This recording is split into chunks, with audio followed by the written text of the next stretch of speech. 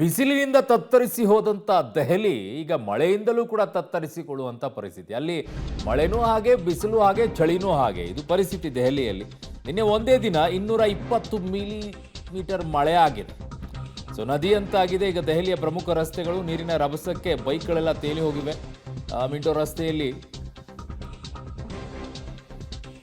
Minto ರಸ್ತೆಯಲ್ಲಿ ಕಾರ್ಗಳೆಲ್ಲ ಮುಳುಗೋಗಿದೆ. ಈ ಬಾರಿಯಲ್ಲಿ 52 ಡಿಗ್ರಿವರೆಗೂ ಕೂಡ ಬಿಸಿಲು ಹೋಗಿತ್ತು.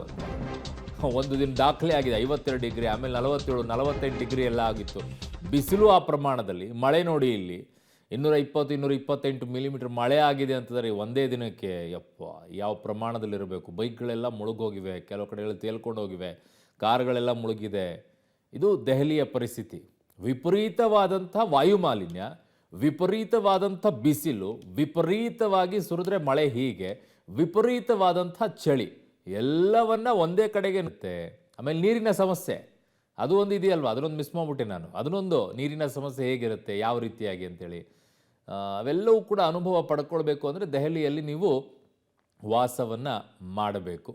ಸೊ ದೆಹಲಿಯಲ್ಲಿ ವಾಸ ಮಾಡಿದ್ರೆ ಬಿಸಿಲು ಹೆಂಗಿರುತ್ತೆ, ಚಳಿ ಹೆಂಗಿರುತ್ತೆ, ಮಳೆ ಅಂದರೆ ಹೆಂಗಿರುತ್ತೆ, ಇವೆಲ್ಲವೂ ಕೂಡ ಒಂದೇ ಕಡೆ ನಿಮ್ಗೆ ಸಿಗುತ್ತೆ. ವಾಯು ಮಾಲಿನ್ಯ ಹೆಂಗಿರುತ್ತೆ, ಸೊ ಇವೆಲ್ಲವೂ ಕೂಡ ನೋಡಿ. ಅಲ್ಲಿ ಹರಸಾಹಸ ಪಟ್ಕೊಂಡು ಆ ಬಸ್ ಎಲ್ಲ ಮುಳುಗೋಗಿವೆ. ಅಲ್ಲಿರುವಂಥವ್ರನ್ನೆಲ್ಲ ರಕ್ಷಣೆ ಮಾಡುವಂಥ ಕೆಲಸವನ್ನು ಮಾಡ್ತಾ ಇದ್ದಾರೆ. ಕೆಲವು ಭಾಗಗಳು ತಗ್ಗು ಪ್ರದೇಶಗಳಿದೆ. ಆ ತಗ್ಗು ಪ್ರದೇಶಗಳಲ್ಲಿ ದೆಹಲಿಯಲ್ಲಿ ಈ ರೀತಿಯಾಗಿ ಪರಿಣಾಮ ಆಗುತ್ತೆ. ಎಲ್ಲ ಕಡೆಯೂ ಈ ಪರಿಣಾಮಗಳಿರೋದಿಲ್ಲ ದೆಹಲಿಯಲ್ಲಿ.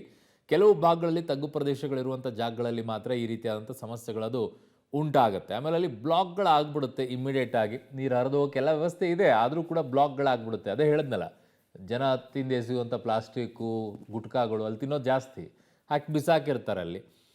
ಉತ್ತರ ಪ್ರದೇಶ, ಬಿಹಾರ ಈ ಕಡೆಯಿಂದ ಬರೋರೆಲ್ಲ ಗುಟ್ಕಾ ಹಾಕ್ಕೊಳ್ತಾರೆ, ಅದರ ಚೀಟ್ಗಳನ್ನೆಲ್ಲ ಹಾಗೆ ಬಿಸಾಕಿರ್ತಾರೆ. ಹೋಗಿ ಮೋರಿ ಎಲ್ಲ ಕಟ್ಕೊಳ್ಳುತ್ತೆ, ನೀರೇ ಪಾಸ್ ಆಗಲ್ಲ. ಇನ್ನೇನಾಗುತ್ತೆ, ಜನನು ಕಸ ತುಂಬ ಬಿಸಾಕ್ತಾರೆ ಅವೆಲ್ಲ ಪ್ಯಾಕೆಟ್ಗಳನ್ನು, ಪ್ಲಾಸ್ಟಿಕ್ಗಳನ್ನ. ಅವು ಹೋಗಿ ಹಾಗೆ ಬಿದ್ದುಕೊಂಡಿರುತ್ತೆ. ಅದರ ಪರಿಣಾಮ ನೀರು ಹರಿದು ಹೋಗೋದೇ ಇಲ್ಲ. ಆಮೇಲೆ ಅವರೇ ಅನುಭವಿಸ್ಬೇಕು ಜನ. ಅವರೇ ಮಾಡುವಂಥ ತಪ್ಪಿನಿಂದ ಅವರೇ ಅನುಭವಿಸುವಂಥ ಪರಿಸ್ಥಿತಿನೇ ಈ ಮಳೆಯ ಅವಾಂತರ. ಜಸ್ಟ್ ಅದನ್ನು ಸಿಂಪಲ್ಲಾಗಿ ಹೇಳ್ಬೋದು. ಯಾಕೆ ಅಂದರೆ ಅಲ್ಲಿ ಎಸೆದು ಮೋರಿ ಕಟ್ಟುವಂಗೆ ಮಾಡುವಂಥದ್ದು ಜನ, ನೀರು ಅದು ಹರಿಲಾರದೆ ನಿಂತ್ಕೊಳ್ಳುವಂಥದ್ದು ಜನ ಅನುಭವಿಸುವಂಥದ್ದು ಅದಕ್ಕೆ ಅಲ್ವಾ. ಸೊ ಹಾಗಾಗಿ ಭಾಳ ಹುಷಾರಾಗಿರಬೇಕು. ನಾನು ತುಂಬ ಸಲ ಹೇಳ್ತೀನಿ, ಅದನ್ನು ಯಾರೂ ತಲೆನೂ ಕೆಡಿಸ್ಕೊಳ್ಳಲ್ಲ. ಕಾರಲ್ಲಿ ಹೋಗ್ಬೇಕಾದ್ರೂ ಹೊರಗಡೆ ಎಸೆತಾರೆ, ಬೈಕಲ್ಲಿ ಹೋಗ್ಬೇಕಾದ್ರೂ ಹೊರಗಡೆ ಎಸೆತಾರೆ, ಬಸ್ಸಲ್ಲಿ ಕೂತಾಗಲೂ ಅವ್ರ ಬ್ಯಾಗಲ್ಲಿ ಏನಾದರೂ ಒಂದು ಪ್ಲಾಸ್ಟಿಕ್ ರ್ಯಾಪರ್ ಇದ್ದರೆ ಅದನ್ನು ಎಸೆತಾರೆ. ಅದರಿಂದ ಆಗುವಂಥ ಪರಿಸ್ಥಿತಿ ಏನು ಅಂತ ಯಾರಿಗೂ ಅನಾಹುತ ಗೊತ್ತಿಲ್ಲ. ಹೀಗೆ ಆಗುತ್ತೆ. ನಿಮಗೆಲ್ಲ ವ್ಯವಸ್ಥೆಯನ್ನು ಮಾಡಿರ್ತಾರೆ, ಮೋರಿ ಇರುತ್ತೆ, ನೀರು ಹರಿದು ಹೋಗೋಕ್ಕೆ ಚೇಂಬರ್ಗಳನ್ನು ಮಾಡಿರ್ತಾರೆ. ನೀರು ಯಾಕೆ ಹರಿದು ಹೋಗೋದಿಲ್ಲ, ಅದನ್ನು ಬ್ಲಾಕ್ ಮಾಡಿರ್ತಾರೆ ಜನ. ಬ್ಲಾಕ್ ಹೆಂಗೆ ಮಾಡಿರ್ತಾರೆ, ಇವೇ ಪ್ಲಾಸ್ಟಿಕ್ ರ್ಯಾಪರ್ಗಳನ್ನೇ ಎಸೆಯೋದು. ತುಂಬ ಜನಕ್ಕೆ ಗೊತ್ತಿಲ್ಲ, ಈ ಹಾಲಿನ ಪ್ಯಾಕೆಟನ್ನು ಕಟ್ ಮಾಡ್ಬೇಕಾದ್ರೆ ಮೇಲುಗಡೆ ಅರ್ಧ ಪ್ಯಾಕೆಟ್ ಕಟ್ ಮಾಡ್ತಿರಲ್ಲ ತುದಿಯನ್ನು, ಅದರಷ್ಟು ಡೇಂಜರಸ್ ಇನ್ಯಾವುದೂ ಇಲ್ಲ. ಅದೇ ಹೋಗಿ ಅರ್ಧ ಕೂತ್ಕೊಳ್ಳೋದು ಬ್ಲಾಕನ್ನು.